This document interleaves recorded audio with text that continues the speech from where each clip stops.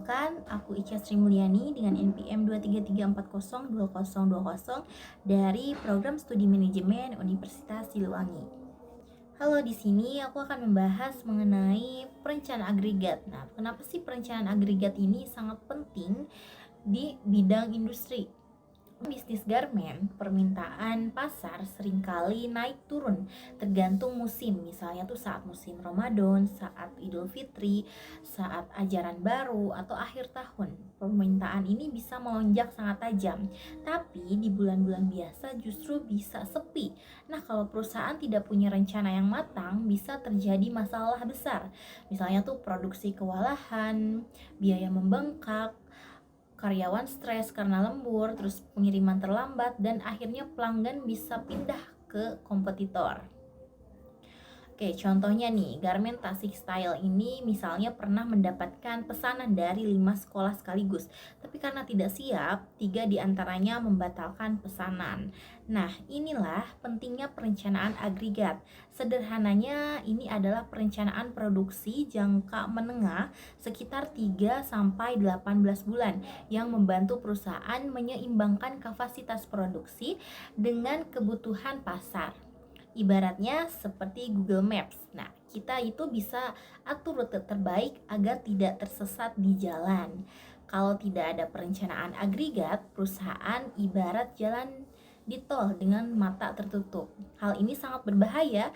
Bisa saja nanti permintaan datang besar-besaran tapi kita tidak siap, atau sebaliknya. Kapasitas sudah disiapkan tapi permintaannya sepi. Oke, untuk mengatasi gap antara kapasitas produksi dan permintaan, perusahaan bisa menggunakan beberapa strategi seperti lembur, menambah jam kerja di masa sibuk, tapi harus hati-hati karena bisa membuat karyawannya kelelahan. Nah, misalnya contohnya menjelang tahun ajaran baru di bulan Juli, misalnya Garmen ini bisa menerima lonjakan pesanan seragam sekolah untuk mengejar target produksi. Nah, perusahaan bisa menambah jam kerja 2 jam per hari selama 2 minggu. Ini membantu menyelesaikan pesanan tepat waktu tanpa harus menolak order masuk. Yang kedua tuh ada subkontrak, mengalihkan sebagian produksi ke vendor luar jika kapasitas internal tidak cukup. Contohnya nih, pada bulan November permintaan baju Natal dan Tahun Baru meningkat karena kapasitasnya produksi internal sudah penuh. Garmen mengalihkan sebagian produksinya atau baju anak atau baju pakaian gitu yang lain ke vendor rekanan. Nah, dengan begitu semua pesanan tetap bisa dipenuhi tanpa harus menambah beban pada tim internal. Yang ketiga itu ada pekerjaan sementara atau karyawan kontrak untuk musim ramai. Contohnya tuh ketika menghadapi musim ramai Oktober sampai Desember, perusahaan ini merekrut 15 orang karyawan borongan selama 3 bulan. Nah, mereka ini membantu di bagian jahit dan finishing sehingga produksi tetap lancar tanpa harus menambah karyawan tetap. 4. Produksi ditingkatkan saat permintaan rendah agar stok siap saat permintaan tinggi. Nah, contohnya tuh di bulan Januari dan Februari permintaan biasanya rendah nih. Nah, di masa ini Garmen meningkatkan produksi baju koko untuk persiapan Ramadan. Jadi ketika permintaan naik di bulan April, stok sudah tersedia dan pengiriman bisa dilakukan dengan cepat.